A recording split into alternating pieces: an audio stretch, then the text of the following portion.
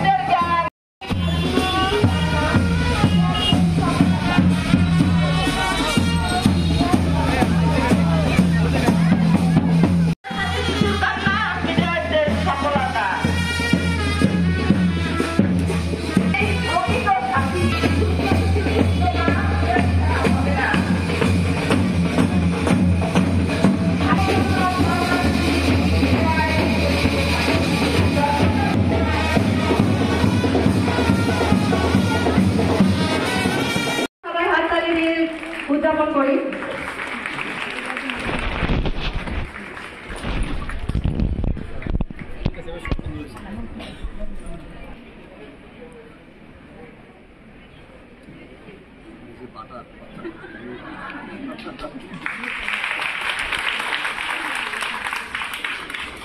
Student আছে তোমরা খেয়ে দিবা। হ্যাঁ আমরা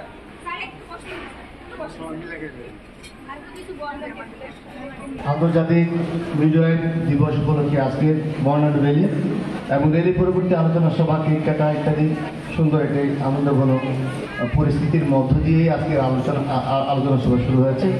তো আজকে যারা এখানে উপস্থিত হয়েছেন আপনারা একটু প্লিজ আপনাদের আমি অল্প কথা বলবো, 2 মিনিট কথা বলবো, একটু মনোযোগ আকর্ষণ করছি।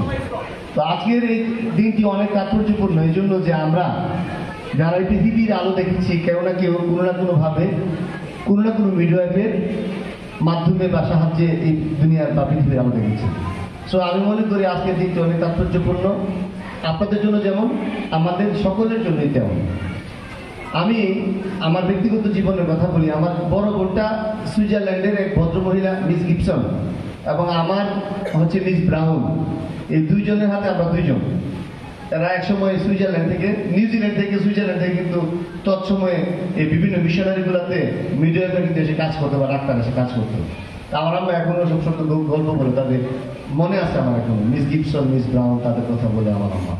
তো তদ্রুপভাবে আমি মনে করি আজকে যারা এখানে বসে আছেন আপনাদের গল্পের কথাও ভবিষ্যৎ প্রজন্মের কোনো না কোনো বাচ্চা বা শিশু আপনাদের কথা বলবে।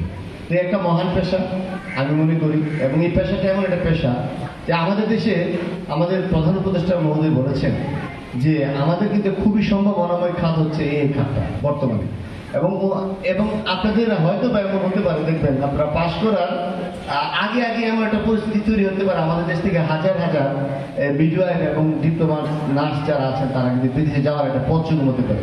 সেই জন্য সরকার কিন্তু দৃঢ়ভাবে কাজ করছেন। তো এবং উপদেষ্টা মহোদয় কিন্তু আপনাদের এই চাকরি বা আপনার কাজের গুরুত্ব অনুধাবন করেছেন এবং উনি কিন্তু নিজে বলেছেন উনি একজন আন্তর্জাতিক খ্যাতি সম্পন্ন ব্যক্তি আপনারা জানেন এবং উনি যে কথা বলেন নিশ্চয়ই এই কথার অনেক গুরুত্ব এবং তাৎপর্য আছে। তো আজকের আপনাদের যে দাবি দেওয়ার কথা শুনলাম এই দাবি প্রেক্ষিতে আপনারা আমার কাছে একটা স্মারকলিপি দিয়েছেন, কিন্তু স্মারকলিপিটা কিন্তু আমার কাছেই দিয়েছেন, এটা কিন্তু যে উপরে দেওয়ার জন্য কিছু দেন নাই। তথাপিও আমি আমার এই স্মারকলিপির প্রেক্ষিতে আমি আমার মতো করে স্বাস্থ্য সচিব এবং এবং আমি আমার এফসিআর আছে, বছরে প্রতি মাসে 2টা এফসিআর যায় প্রধান উপদেষ্টা ক্যাবিনেট ডিভিশনে।